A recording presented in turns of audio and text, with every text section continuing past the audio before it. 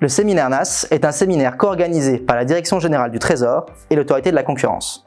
Il vise à faire dialoguer deux personnalités, du monde économique et juridique, autour de questions liées au droit et à la politique de la concurrence. Pour la séance du 10 novembre 2023, nous avons eu la chance d'accueillir l'économiste Anne Perrault et l'avocat en droit des affaires Jacques-Philippe Guinter. Cette séance, qui était consacrée aux enjeux contemporains du contrôle des concentrations, a été modérée par Étienne Chantrel, chef du service du contrôle des concentrations à l'Autorité de la concurrence. Lorsque deux entreprises fusionnent, il existe un risque que la nouvelle entité issue de cette fusion soit en position dominante sur le marché, voire en position de monopole.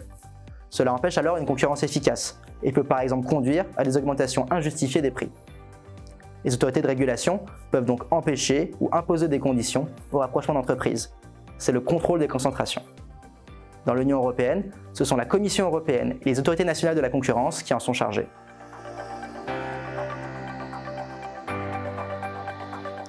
Historiquement, la Commission européenne a été plus stricte que les autorités états-uniennes en matière de contrôle des concentrations.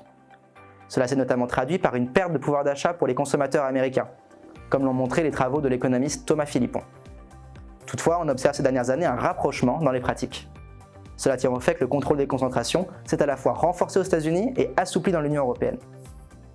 En Europe, ce relatif assouplissement du contrôle des concentrations a notamment été provoqué par le refus de la fusion Alstom-Siemens en 2019. Le blocage de cette fusion avait suscité de nombreuses critiques sur les entraves qui étaient mises à l'émergence de champions européens et entraîné un changement d'approche chez les autorités régulatrices. Cela se confirme depuis la crise sanitaire avec la réémergence de forts enjeux de souveraineté liés notamment au risque de rupture d'approvisionnement qui avait été mis en lumière par la pandémie, par exemple sur les médicaments ou les masques. La préservation de la souveraineté peut passer par une réduction de l'exposition des entreprises à la concurrence internationale. Cela tend toutefois à augmenter le prix payé par le consommateur, ce qui invite à limiter les distorsions de concurrence au secteur véritablement stratégique. Dans cette perspective, des travaux comme ceux d'Isabelle Méjean ou Xavier Jaravel ont tâché d'identifier précisément les secteurs et les stades de production où il existe un risque de dépendance majeur par rapport à un pays tiers. Il existe toutefois des instruments qui permettent à la fois de renforcer la souveraineté et la concurrence.